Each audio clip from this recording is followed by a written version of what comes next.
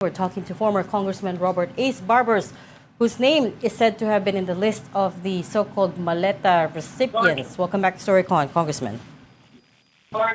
Yes, good afternoon, Regina, Ami, and Ed. Magandang hapon din po sa ating mga kababayan. Good afternoon, Hi, sir. Congressman. Hi, Ami. So I guess the first thing is to have you react to that allegation na nandun ka Yeah. raw sa Well, list of recipients. my reaction is the same as that of my former colleagues. No? Nakakatawa. No? At ito ay poorly done script, no? Na nakita natin na talagang hindi ka panipaniwala. This is preposterous, ika nga, and absurd. No? Number one, they came out and did a press con and circulating a document. They say the affidavit of all these alleged bagmen, pero they did not sign it, no? So ano namang klase? I guess yung lawyer na nagsasalita, dapat in-advisean niya yung kanyang mga kliyente dun sa likod ng video na ba't di kayo pumirma rito? No? Number one. Number two, napaka ill-timed, no? Yung kanilang ginawang press con na yan, o yung sinasabi nilang major expose. No? I guess the objective there is really to divert, no, the attention of the public doon sa usapin sa ICC at doon sa napipintong investigation, impeachment hearing ng Committee on Justice by March 2 or March 3. So I guess these are all part of the propaganda to divert the attention of the public into the real issue. Yun lang ang masasabi ko. So, hindi siya ill-timed for them, Congressman. It's the perfect timing for them actually, kung yun nga yung But anyway, si Senator Trillanes, sabi niya, nagbabalak siya ng cyber libel. Kayo, may balak ba kayo? Or you, or your former colleagues sa Congress, meron din ba kayong balak na criminal or legal action, I mean? I haven't spoken to my former colleagues yet, no? Hindi pa kami nakapag-usap. But I will ask my lawyers to study kung pwede bang makas. Kasi walang yung affidavit, walang mga pirma, walang mga signature. So, we are wondering sino yung pwede nating habulin at kasuhan dito sa paninira o yung pagkaroon ng smear campaign against the members of Congress. And specifically dito yung yung Quadcom. Mga members, no? Yan na nga. Yun ang talagang ginawa nila ng kwento. Hindi yung abogado, hindi ba pwedeng kasuhan? Isa yun, doon sa pinag-aaral, nagtataka nga ako, he could have given a sound advice to his clients, yung nasa likod niya, kung kliyente niya yung 18 yun. Sana naman, isa doon na in-advise niya na pumirma doon sa affidavit na yun para hindi naman maging peke na script yung ginawa nilang drama kahapon. Sa Zarzuela sa tingin ko, Ami.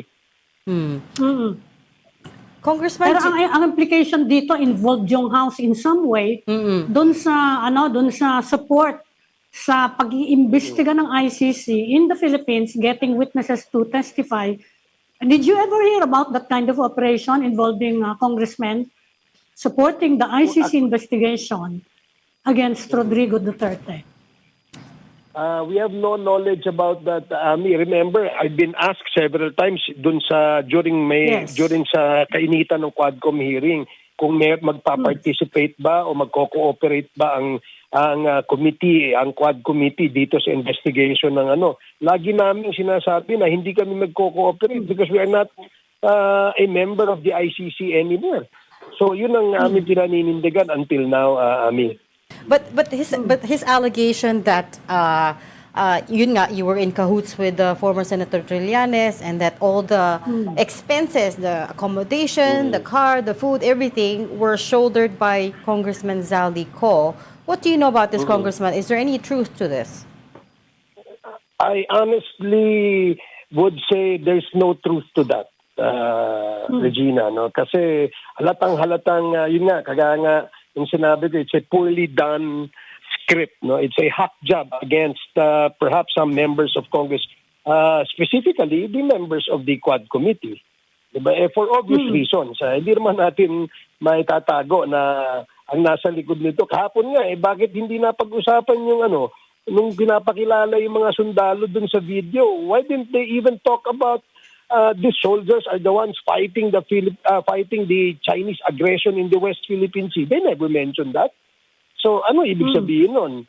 Sa akin palagay, isa lang ang objective nito, no? Siraan ang maaaring magdesisyon dito sa usapin ng impeachment, napipintong impeachment sa Kongreso. So you don't know. Congressman, So you don't know Attorney Baligod personally, Congressman Barbers? Do I know Attorney Baligod? Oo. No, I don't know him. Okay.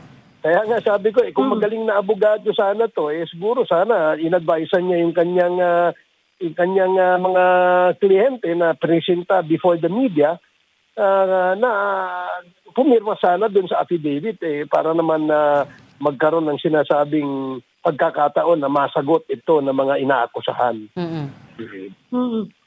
Congressman, nung ongoing yung Quadcom on the war on drugs and pati si former President Duterte humarap doon Did the ICC or some representative or go-between ever reach out to you para hingin yung records ng Quadcom? There was never an attempt to reach out to us. There were people who were saying na kung pwede ba raw na maka-access ng records ng Quad Yes. Committee o yung at least yung transcript. So sinabi namin hindi kami makakapag-cooperate dahil hindi nga tayo ngayon ay member ng ICC. Pero ito namang hearing na ito, these are done live on Facebook and other social media platforms. Yes. Oo, they're a matter of public record, so legally admissible naman siya. Yes, that's correct. Pero yung official report nyo kakailanganin nila, di ba? They will need an official report from Congress. Meron ba kayong ganon, na official report from Quadcom, yung pirmado? Yes, yung official report niya nandyan sa committee, nasa archive ng House, no? Yes. And those government agencies mentioned to in the committee report that must take action, binigyan din sila ng copy. And all these committee reports, itong mga committee reports na to, are also read out live on national TV when before we terminated the Quadcom hearings. And even in the plenary, naka-live din yan. So they can probably access that anytime. Public record dyan, Congressman. Halimbawa ako, I can access the official report. I believe so, Ami, kasi bukod sa ito ay nabasa live on national TV and on Facebook live streaming. Yung aming mga committee reports ng different committees of the House, lahat yan sinasubmit yan for archiving after the current Congress closes or adjourns. So lahat yan nasa record yan. I believe pwedeng ma-access yan. And we can also ask for it. But we'll leave that there. We just wanted to very quickly get your reaction to that. We'll have to leave that there. We'll call you back in for another day. Thanks so much for talking to us today, former Congressman Robert Ace Barbers.